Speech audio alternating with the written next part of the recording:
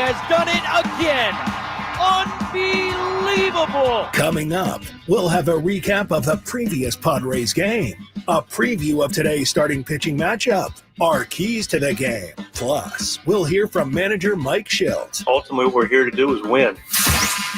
From the Padres Radio Network, here's Sam Levitt. San Diego Padres baseball coming up on 97.3 The Fan and the Padres Radio Network. Today, the Padres take on the Pittsburgh Pirates in the second game of a three-game series. Our starting pitching matchup today: on the mound for the Pirates, left-hander Bailey Falter, and for the Padres, right-hander Dylan Cease. Hi, good everyone. Sam Levitt with you inside the loft here at the Western Metal Building at Petco Park. First pitch coming up at 6:40 p.m. as the Padres go for another win against the Buccos. Coming up in the next 50 minutes, we'll hear from Padres manager Mike Shildt. We hear from Pirates superstar and former NL MVP Andrew McCutchen. We check in with Bob Scanlon inside the Padres radio booth. Our keys to the game, a full breakdown of today's starting pitching matchup, and much, much more. But first, it's time to set the table. Brought to you by Fraser Farms Market. Set your table with the highest quality of natural and organic products from Fraser Farms Market, a San Diego original since 1971, with 3 locations: La Mesa, Vista, and Oceanside, and at FraserFarmsMarket.com. Padres enter today 32-23. Padres have won 5 of their last 7 games, and today they go for a third consecutive series win. Padres entered today in second place in the National League West, 2 games out of first place behind the LA Dodgers. Meanwhile, the Pirates come into today 21-37, the second worst record in the National League. However, the Pirates have played decently as of late. They've won 6 of their last 10 games. They won the final 2 games of a 3-game series in Arizona before heading to San Diego. Well, the Padres and Pirates began this 3-game set last night. Let's take a quick look back. Did you miss what happened in the last Padres game? Let's take a look back with our Padres Rewind on the Padres Radio Network. Well, we had a feeling it might be a pitcher's duel early on, and that's exactly what we got. Nick Pivetta and Mitch Keller were matching zeros. Pivetta threw 4 scoreless innings to begin his night, 6 strikeouts in the process. Keller was perfect through 3 innings to begin his night. We had a scoreless game going bottom 4. Keller retired the first 2 batters, but then Manny Machado hit a 2-out double. That brought up Jackson Merrill. Merrill swings, hits it on the ground left side. Kinder for left, had it, lost it, rolls into shallow left. Manny racing around third. He's going to come in to score. And, oh, boy, the Marlins must have left their defense here at Petco Park. Kinder for left, a little bit screened by Machado, unable to handle the ground ball at short. It goes into left field, and the Padres take a 1-0 lead. It stayed 1-0 into the top of the 6th inning. Pivetta got in trouble. The Pirates scored 2 runs against Pivetta to take a 2-1 lead. Keller took the mound for the bottom of the 6th. He issued a leadoff walk to Fernando Tatis Jr. That was a critical mistake because Luis Arraez was next. Fernando runs, Arraez swings, hits it fair up the third baseline. That's going to bounce and roll. Fernando's at third. He's being waved by Leaper. Pam's throw coming to the infield will be cut. An RBI double for Luis Arraez. And a 2-2 game here in the 6th. Arraez then went to third base on a fly ball. Then Jackson Merrill dug in. Now the 1-2. Merrill swings, grabs it to second base. Arraez is coming home. Frazier's throw is in the dirt, tagged by Davis. Not in time. Good throw gets him. It wasn't a good throw. And the Padres lead it again. It's 3-2. That was all the Padres scored in the 6th inning, but they led 3-2 through 6. Jeremiah Estrada pitched the scoreless 7th inning. Jason Adam got the first 2 outs of the 8th inning, but then got in trouble. Robert Suarez came in to get the final out of the 8th. It was Suarez on the mound in the 9th. 0-1. Suarez delivers. Pham swings. It's a ground ball to third base. Big hop for Manny. He's got it. Slings it to first. Pulls Arraez down the line. He tags Pham, and the ball game is over. Robert Suarez, his first 4-out save of 2025, and he gets it done with very little drama outside of the Don Kelly ejection in the 8th inning. A 1-2-3 ninth, and the Padres a 3-2 lead over the Pirates. They have now beaten Pittsburgh all 4 times here this season, and 10 straight back to last year. A clean and tidy 3-2 win for the Pirates, or I should say, the Padres against the Buccos, and now the Padres go for a win in the middle game of this series with first pitch coming up at 6:40. Let's go inside the Jerry Coleman Broadcast Center. Let's take a trip up to the Padres broadcast booth for a deep dive on today's matchup with Bob Scanlon in our Padres game preview on the Padres Radio Network. All right, Scans, let's start with a look at today's starting pitching matchup. Right-hander Dylan Cease on the mound for the Padres today, and he's been very good as of late, Scan. 3.20 ERA in 25-plus innings, 33 strikeouts. What have you liked about what Dylan has done as of late?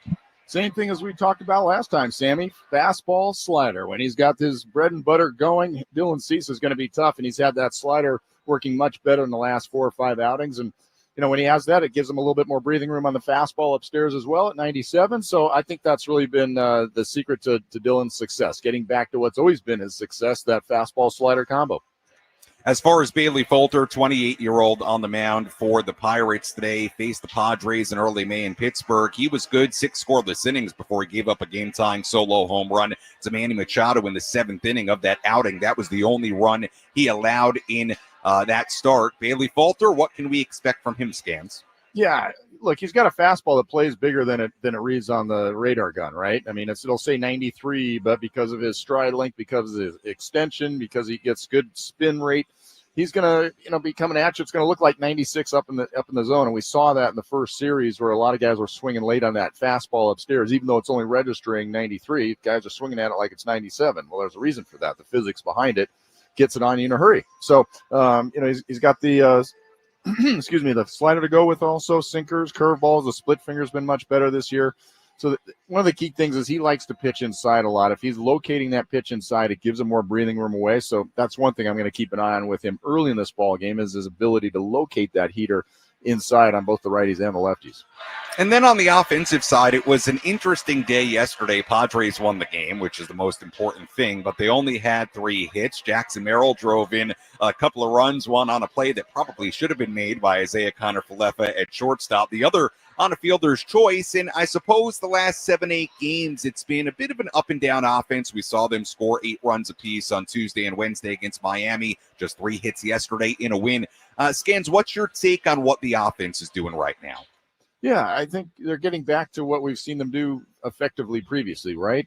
Working counts, not trying to go for the home run, using the entire field a little bit better, more line drives, deeper counts, putting some pressure on the opposing pitcher by, working the counts a little bit deeper, and 2-strike battles, that type of thing. So it's not sexy, Sam. It's not like, oh yeah, they're hitting the ball in the ballpark and they're driving the ball in the gaps and all that kind of stuff. No, it's more just that basic grind until you get a run here, you get another one there, and because you're doing that ongoing grinding process, eventually the gates open up, and the next thing you know, you're putting up a crooked number up there. But it's not because you're swinging for crooked numbers. It's because you're sticking to your basic fundamental process of, we're just going to grind it out and take what we're given, not get greedy.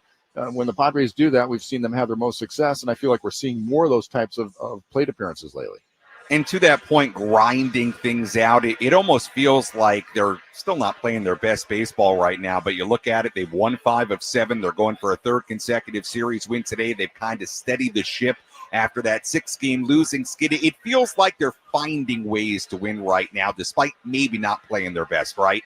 Yeah, I would agree with that. Absolutely. And, that's part of it. And really it gets back to the mantra earlier in the season and really last year as well of, score one more than the opponent, right? I mean, find some way of just getting one more run across. It's not about swinging for the fences. It's not about having to blow people out.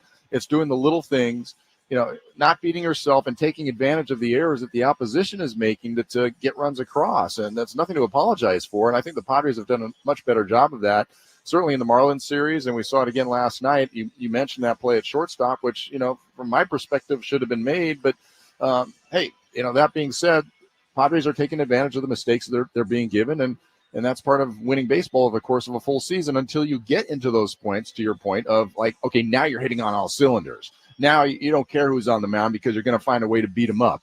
But when you're not in that mode and you just got to sort of like figure out ways to win games, that's the real test. And to your point, the Padres have been doing a much better job of that these last 3 series.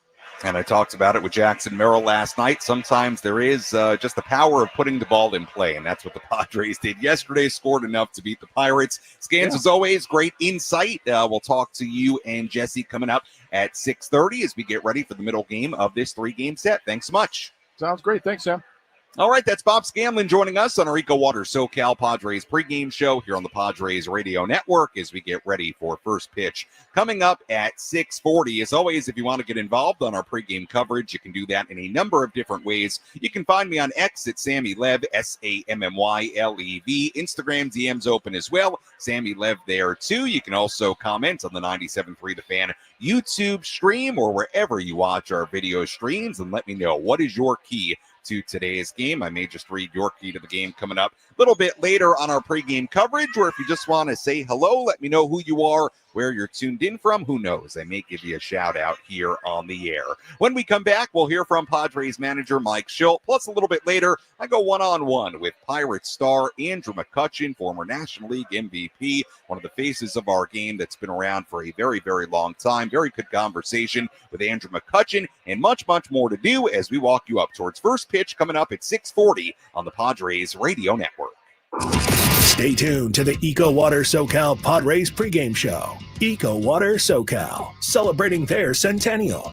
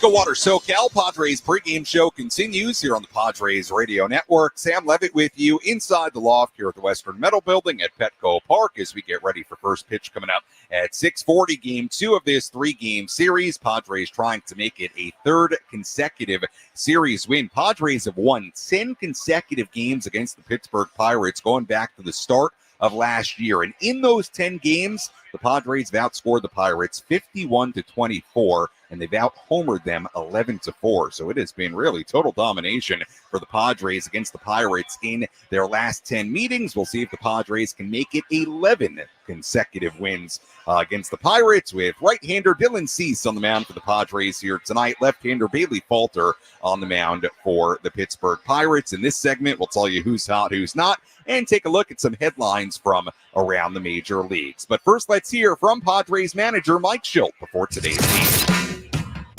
Let's pull up a seat in the manager's office and hear from Padres manager Mike Shildt. Served up by Sin Lee Food, where fresh meets flavor. Find farm fresh produce, bold Asian spices, and gourmet ingredients at 4665 El Cajon Boulevard. Sin Lee Food, the cook's Asian resource.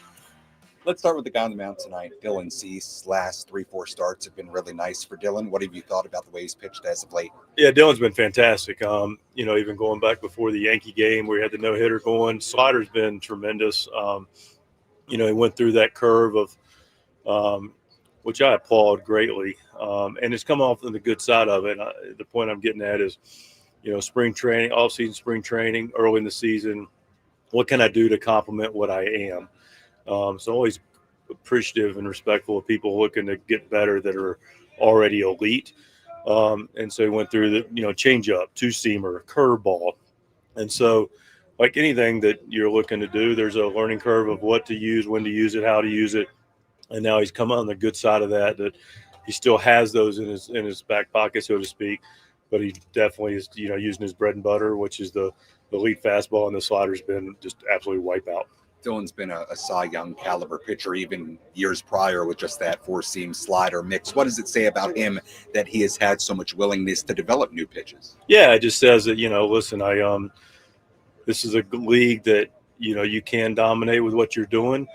He's done it. It's also a league that once you get they get more familiar with you, there's something you need to put in the league's head that makes sense to say, okay, I can do this well. Other thing about Dylan is Dylan's a great athlete. I mean, he is a really, really great athlete. And so he has the ability to do different things. And so all of it's really positive, but he's in a really good spot. With Robert Suarez obviously comes in for the 4-out save last night, was perfect. Last season early on, you used him in a number of spots like that to get more than 3 outs. First time he did it this year, last night. What has been the strategy with Robert as far as using him for more than 3 outs this season? As far as using him or not using him relative to last year, last year we had a different bullpen compilation. Earlier in our season last year, we didn't have Estrada just started to figure out his role and get to where he's at, working toward where he's at now and where he was into the season. Hone was in the same process of figuring that out. Yuki was in the process of figuring it out. And we didn't have Jason Adam. Yeah. So we now have more options that thankfully allow us to get to where we can choose our spot, and we chose it yesterday after 3 days off. That made some sense for Robert to grab 4 outs. Just to dive into Jeremiah Estrada a little bit, another scoreless inning yesterday, and really from the moment he's shown up with the Padres organization, he's been a huge part of this bullpen. How would you characterize his importance in this pen? I think it's pretty obvious. He's a very big part of what we do and how we do it. And he was able to go out and grab the 9th inning the other day when Jason and Robert were down. He's been able to, depending on where we're at in the lanes, be able to grab the 6th or 7th with Hone and tag team that a little bit. He's been able to grab the 8th. He's been able to go 1+ when appropriate and rested. So he's done a fantastic job, and it's a big part of the bullpen success, our team success. Mike, what makes Bailey so effective? The guy you're going against tonight, not really a stuff guy. What's he do? Why is he so? I think there's some deception there. I think there's some sneakiness to his fastball. I think he's got the ability to, has multiple pitches. So, like pretty much any general game plan, we're going to make sure we pick up the ball, where it's coming out of, and getting it in an area that we wanted to go to, and putting a good swing on it. So, but yeah, he's got all those things, and he's got some real ability. That was Padres manager Mike Shildt earlier today inside the Padres dugout. We'll hear more from Mike on our post-game coverage coming up later on this evening. Sam Levitt back with you inside the Western Metal Building here at Petco Park. First pitch coming up at 6:40 for Game 2 of this 3-game set against the Pittsburgh Pirates. Now let's tell you who's hot, who's not. Which player is locked in at the dish? Who needs to kick things up another notch? This is Who's Hot, Who's Not on the Padres Radio Network.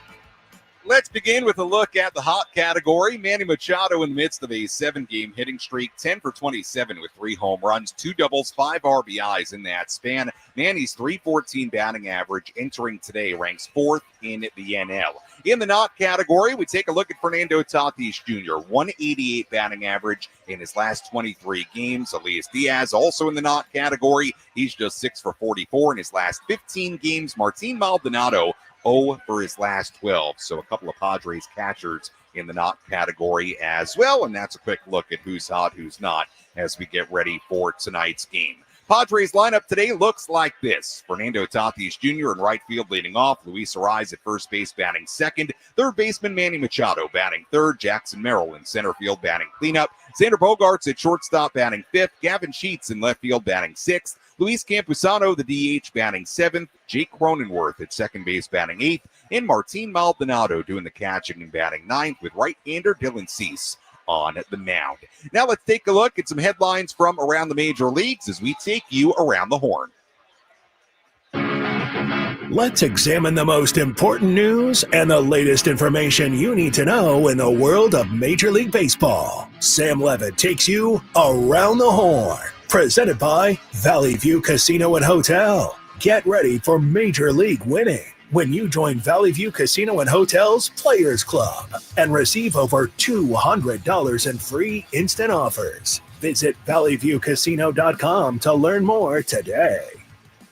Some headlines from around the major leagues. Astros slugger Yordan Alvarez is going to be out for a while longer, and the Astros hoped he would come off the IL this weekend. Here's why. He felt pain in his right hand while hitting yesterday, and testing revealed a small fracture that was previously believed to be a muscle strain. Astros still hoping he's out, or I should say he's back sooner rather than later, but he's going to be out for a little while longer at least. A day after hitting 2 home runs in yesterday's win for the Dodgers against the Yankees, Shohei Ohtani threw a second live batting practice earlier today at Dodger Stadium. He threw 29 pitches in 2 simulated innings. The tentative plan for Ohtani is to throw 1 live BP session every weekend, adding to the workload each session. Dodger manager Dave Roberts has emphasized Ohtani still has, quote-unquote, a ways to go before he makes his season debut on the mound.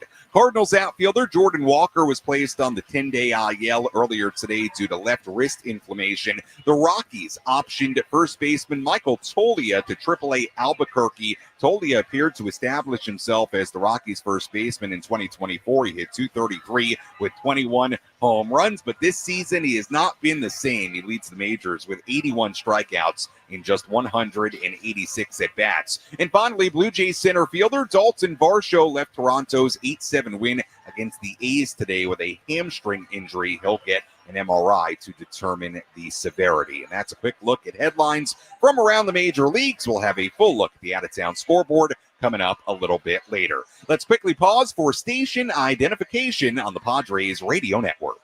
KWFN-FM and KWFN-HD1 San Diego.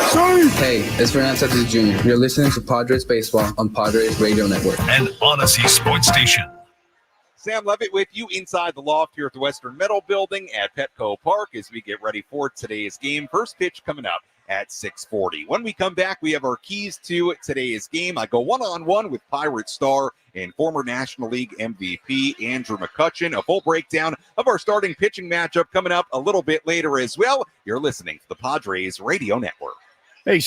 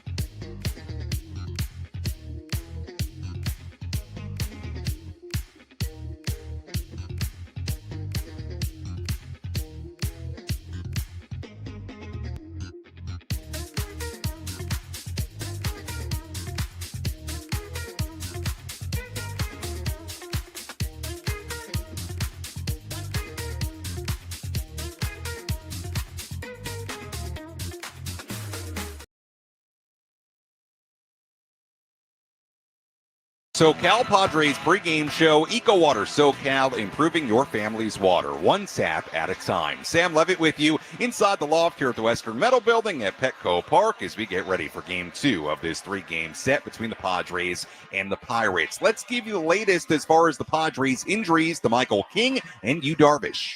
Who's in? Who's out? This is the Bada Fulkerson Injury Report, presented by San Diego's Bulldog Injury Attorneys, who hope you're never in an accident. But if you are, make Bada Fulkerson the first call you make. Hit them up 24/7 at badafulkerson.com. Well, to be honest with you, there's not a ton of new news on the Darvish and King fronts, although Yu Darvish did throw today. He did play catch at Petco Park today, so we do know that. We'll get the update in the next couple of days on Yu Darvish, how that continues to go, what the next steps are for you. As far as Michael King, we found out more information yesterday. Michael King dealing with a pinched nerve in his right shoulder. He was scratched from his scheduled start on May 24th and later diagnosed with that pinched nerve. Everything has been structurally sound with King's shoulder, and we'll see what the next steps are, how long it's going to take for Michael King to come back. Again, we found out yesterday that timetable could be very short. That timetable could be quite a bit longer as well. So that is the latest on Yu Darvish and Michael King, two very important starting pitchers to this Padres rotation. Let's give you our keys to today's game. How will the Padres unlock a win today? These are the keys to the game. Presented by El Centro Motors Ford. Meet your new Ford General Manager, Greg Ryan, now at El Centro Motors Ford, your new Ford truck, Bronco, and SUV HQ. Call Greg directly at 619-944-0774. Key number one, more Merrill madness against the Buccos. Jackson Merrill drove in 2 runs last night, including the go-ahead run in that 6th inning. Jackson Merrill is 9 for 25 with 2 home runs, 8 RBIs, and a 1090 OPS in 7 career games against the Pirates. So more Jackson Merrill against the Pirates. That's key number one. Key number two, Manny mashing to end May. Overall, Manny Machado hitting .355 with 11 extra base hits, 21 runs scored in 25 games in the month of May. So let's see how Manny ends the month of May. It's been a very good month. And key number 3, slowing down Brian Reynolds. Brian Reynolds for the Pirates hitting .364 in his last 12 games with 6 extra base hits, 12 RBIs in those 12 games. Reynolds had 2 hits and an RBI in the series, or I should say in the game yesterday. He's been an elite run producer as of late. His 10 RBIs with runners in scoring position since May 20th are tied for the 4th most in Major League Baseball during that span. And in fact, the Padres have to do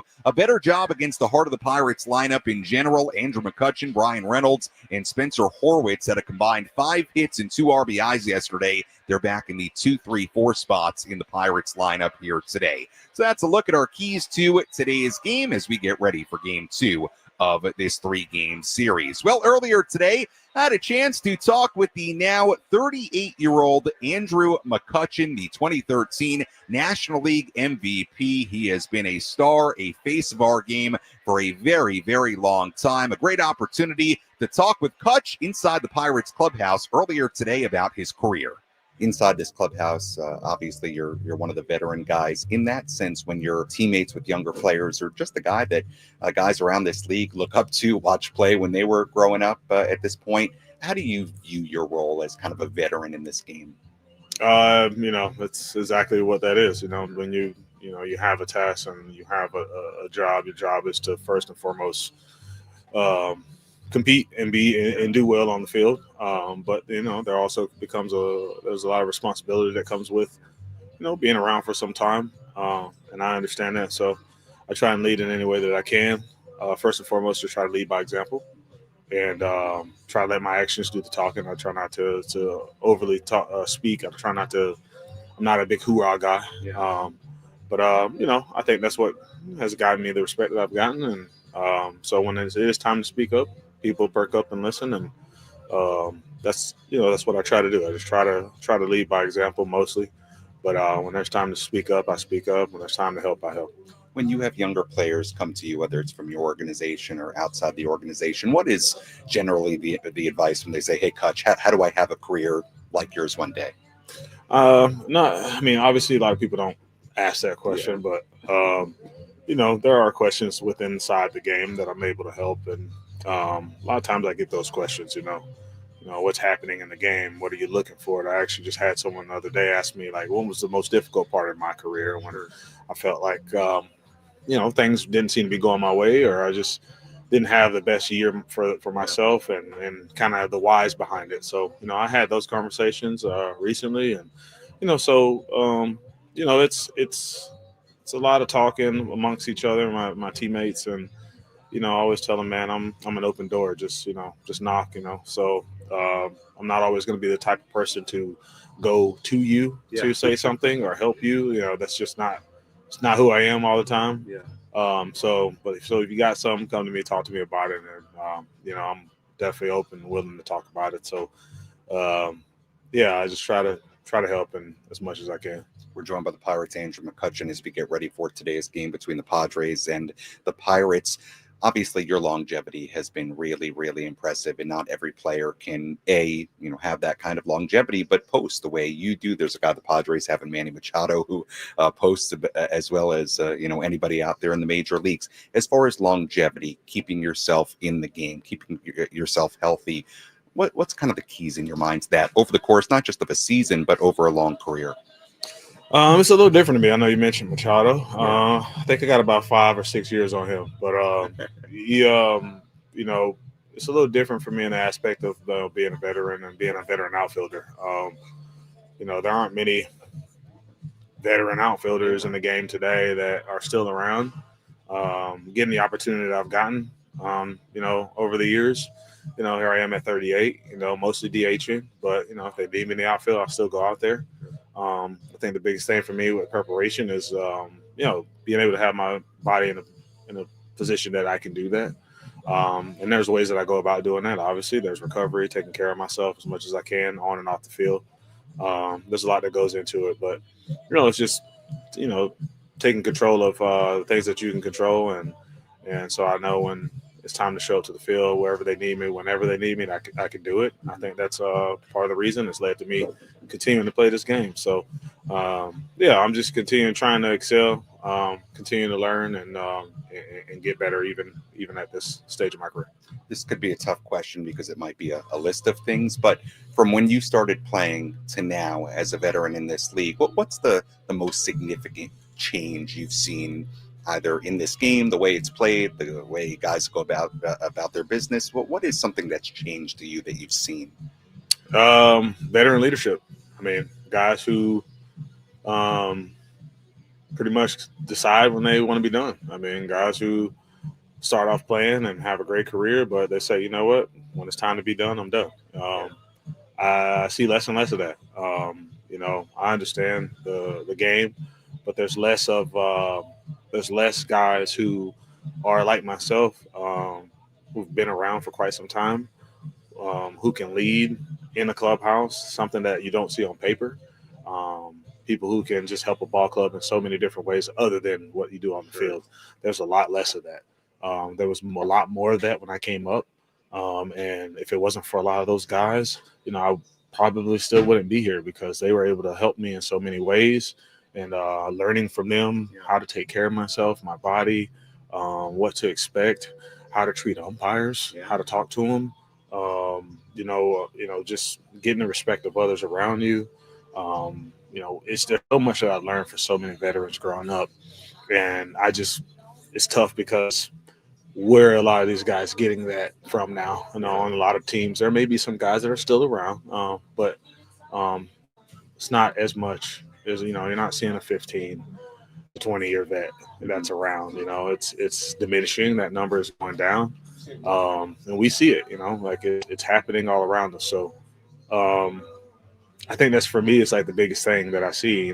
Sometimes I feel like I'm in no man's land when I'm out there on the field, seeing so many people that I've played against, and also so many people that I haven't. But I can attest that to my career and what I've been able to do in these 17 seasons. But I'm hoping that takes a turn and guys are able to stay around as long as they want, and when they want to rip the jersey off themselves, that they're able to make that decision, and that's on them, and no one else is taking that away from them. Who were some of the guys very early in your career that played that kind of role for you? Craig Monroe was probably a big one. Growing up, people like Ian Snell. He was a guy who showed me the ropes like when I was a really young buck.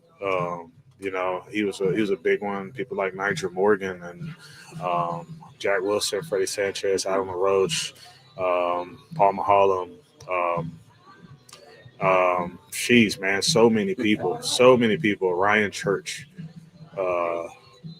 So many guys that I could just go down the list of those first couple of years I had in the big leagues where I had these veterans around me who, Eric Hinsky, who just showed me the ropes where I could understand how they went about things, how they did things, how to do, what not to do, just learning from them, just being around them. I was around so many great veterans in my career, so many guys, first coming up. They helped me out a lot. And now I'm just trying to do the same thing, return the favor as much as I can, but also understanding I ain't got that many people that are with me like they had. There are obviously still some vets, but the numbers diminishing. Let's talk about one of the young guys on your team. Obviously, Paul Skeens garners a lot of attention. We won't see him in this series here in San Diego. What stood out to you about Paul Skeens? Not just the pitcher, but how he goes about his business, things like that. Take us kind of inside what he's like in the clubhouse and beyond. He's obviously a hard worker. He's not a guy who understands his natural ability and is good, and he just uses that and carries it into his career right now. He's a guy who understands that he's good, but also understands that he has to work to continue to be good, and he wants to be great, and he works very hard. He's constantly trying to find ways to get better, and to be doing that with a guy who just turned 23 says a lot about him.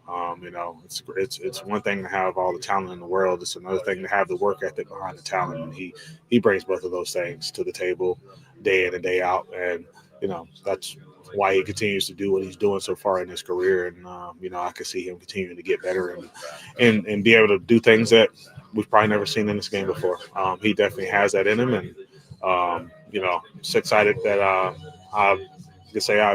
was a part of it and got to be there with him in the beginning of it.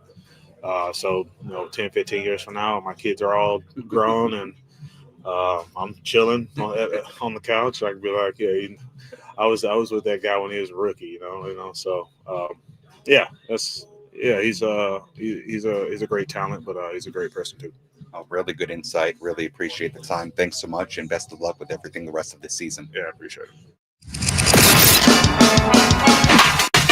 Let's take a trip around the bigs to highlight the scores that matter most with our out-of-town scoreboard. Presented by Jensen Premium Beef Patties. Always a hit for grilling.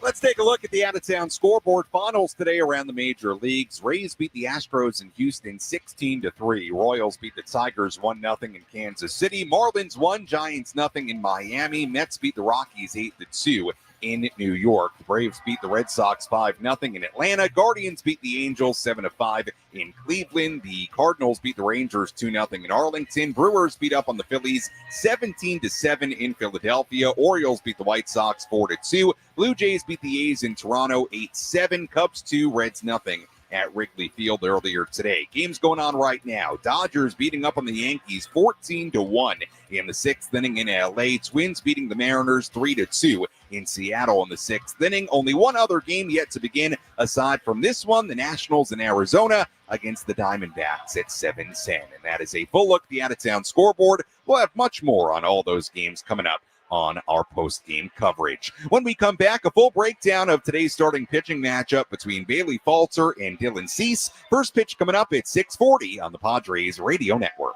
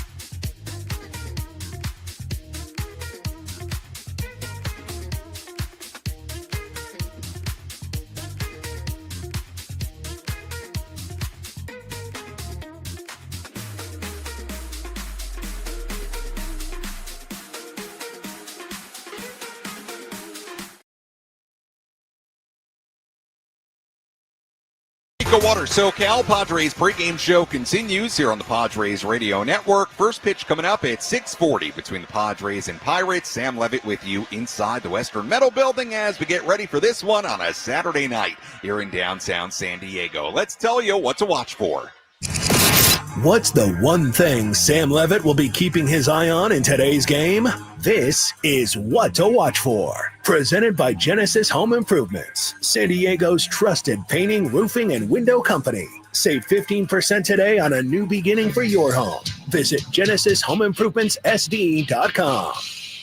What to watch for in today's game. How does the back end of the Padres bullpen respond today? I'm talking really about two guys, Jason Adam and Robert Suarez. Let's start with Adam. Had a rough outing in the final game of that series against the Marlins. Gave up 2 unearned runs, 3 hits in 2/3 of an inning. Then yesterday, gave up a double, a couple of walks. Robert Suarez, with the help of a call from the home plate umpire, able to get out of it. So how does Jason Adam respond today? How does he pitch today if he's in this game? And Robert Suarez, after his first 4-out save of the season, albeit only threw 19 pitches in that 4-out save last night. How did those two guys do? After Suarez with a 4-out save, a little bit of extra work. Jason Adam has been a little bit up and down, uncharacteristically as of late. How do those two guys do if they're called upon out of the bullpen here today? That's what to watch for in Game 2 of this 3-game series. Let's dive into our starting pitching matchup between Bailey Falter and Dylan Cease. Let's take a look at who's on the bump today with our starting pitching preview on the Padres Radio Network. Right-hander Dylan Cease on the mound for the Padres here today. 29 years old. He's 1-3, a 4.58 ERA, and 11 starts this season. 59 innings, 72 strikeouts, and 20 walks. His last 4 starts, a 3.20 ERA and 25-plus innings, 33 strikeouts. Last start in Atlanta, 5 innings, 3 earned runs given up, 6 hits, and he struck out 8. Made a start against the Pirates in early May in Pittsburgh. He went 4 innings, 2 earned runs given up, 3 hits. He struck out 3, walked 3 on 91 pitches. 4 career starts against the Buccos. He's got a 2.87 ERA.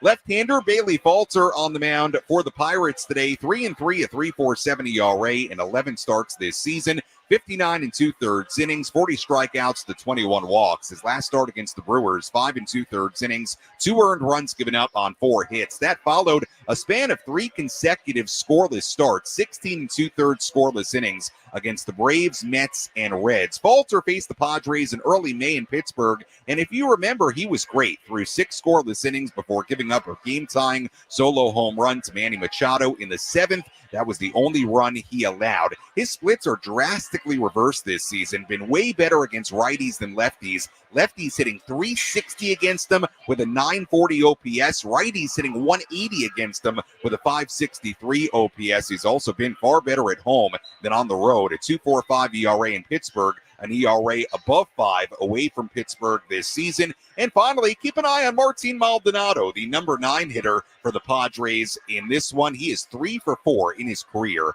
against Bailey Falter. And that's a look at our starting pitching matchup. Dylan Cease on the mound for the Padres, Bailey Falter on the mound for Pittsburgh. As always, thank you for listening to the EcoWater SoCal Padres pregame show. EcoWater SoCal, keeping it soft since 1925. Your water should be perfect. When we come back, Jesse Agler, Bob Scanlon have the full starting lineups, first pitch, and all the play-by-play. I'll talk to you on our post-game coverage. You're listening to your home for San Diego Padres baseball, 97.3 The Fan, and the Padres Radio Network.